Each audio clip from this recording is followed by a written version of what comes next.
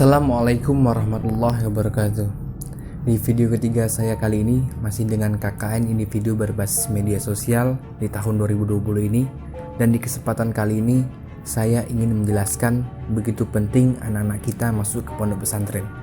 Dulu orang memandang rendah terhadap pondok pesantren, tapi sekarang orang sudah memandang pondok pesantren itu adalah sesuatu yang menarik, sesuatu yang modern.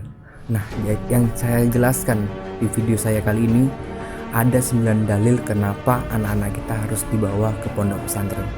Yang pertama, teman-teman, pesantren adalah lembaga pendidikan tertua di Indonesia dan khas Indonesia. Sebelum kemerdekaan, jauh sebelum sekolah-sekolah ini ada, pesantren telah berdiri tepatnya di tahun 1700-an. Itu sudah ada pesantren. Nah, kalau Anda ingin merasakan seperti apa pendidikan di pondok pesantren, maka Anda harus datang dan belajar ke pondok pesantren. Dan yang kedua, teman-teman, ilmu yang diajarkan di pondok pesantren itu memiliki mata rantai yang sangat valid dan solid, bahkan sampai ke Rasulullah SAW. Allahumma sholli ala sayyidina Muhammad. Ini penting karena apa yang diajarkan di pesantren itu secara turun-menurun dari satu kiai ke kiai berikutnya, dari satu generasi ke generasi berikutnya, sampai kemudian ilmu yang didapatkan yang diajarkan di pondok pesantren itu adalah ilmu yang level validitasnya langsung sampai kepada Rasulullah SAW. Allahumma sholli ala sayyidina Muhammad. Dan yang ketiga, teman-teman, lembaga pendidikan tertua tentu saja pesantren memiliki banyak sekali alumni. Total hari ini ada 28.000 pondok pesantren di Indonesia dengan jumlah santri sekitar 5 jutaan santri di Indonesia pada saat ini, dan pesantren telah ada di Indonesia jauh sebelum itu. Bisa kebayang berapa banyak alumninya, sehingga Anda tidak perlu khawatir ketika Anda mau mondok. Setelah lulus Anda pasti akan terkoneksi banyak sekali alumni, baik di Indonesia maupun di luar negeri. Dan yang keempat, teman-teman, belakangan ini pendidikan nasional disibukkan dengan bagaimana menciptakan peserta didik yang berkarakter, sehingga ada program pendidikan karakter baik itu di Kemendikbud atau di Diknas. Nah, pesantren sejak awal memang dirancang untuk membentuk santri yang memiliki karakter yang kuat. Nah, yang kelima, teman-teman, banyak normatif pendidikan mengkritik pendidikan nasional kita yang cenderung hanya orientasi pada penguatan aspek kognitif dan abai terhadap aspek afektif, aspek psikomotorik, apalagi aspek spiritualitas.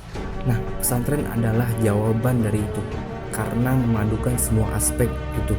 Dan yang keenam, teman-teman, jika kita resah terhadap ide gagasan dan gerakan radikalisme, atau kita khawatir anak-anak kita terlibat dalam narkoba ataupun pergaulan bebas, maka tidak ada pilihan lain selain memasukkan ke pondok pesantren.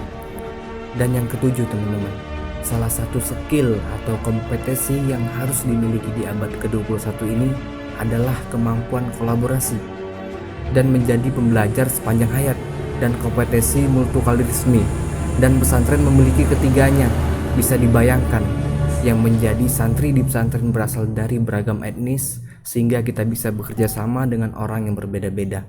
Dan yang kedelapan, teman-teman, belakangan ini kita diresahkan dengan rendahnya literasi, sehingga orang-orang yang sangat mudah mengkonsumsi hoax atau berita bohong, berita palsu. Nah, pesantren memiliki cara tersendiri bagaimana menangkal hoax tersebut dengan kemampuan literasinya ilmu balaghah yang dimiliki dengan ilmu gramatikal Arab yang dimiliki. Kemudian orang itu memiliki immunity yang cukup baik untuk menangkal hoax atau berita bohong tersebut. Nah, yang terakhir teman-teman, yang kesembilan. Ini yang terakhir dan ini yang sangat penting. Pesantren adalah pintu yang mendidik anak kita sebagai anak yang soleh maupun soleha. Ia akan selalu mendoakan orang tuanya, baik saat masih hidup atau menjelang sakratul maut, bahkan saat setelah meninggal. Ini penting karena kata Nabi bahwa salah satu amal jariah yang pahalanya yang akan terus mengalir itu adalah anak yang soleh dan soleha, yang selalu mendoakan kedua orang tuanya, bahkan orang tuanya sudah meninggal.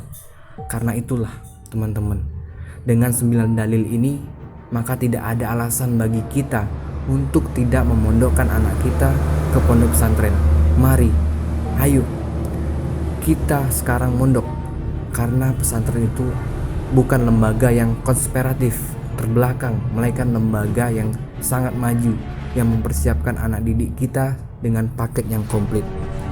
Demikian teman-teman, 9 dalil mengapa anak kita harus mondok ke pesantren. Hanya itu yang bisa saya sampaikan. Saya mohon maaf jika ada kesalahan. Akhirul kalam. Wassalamualaikum warahmatullahi wabarakatuh.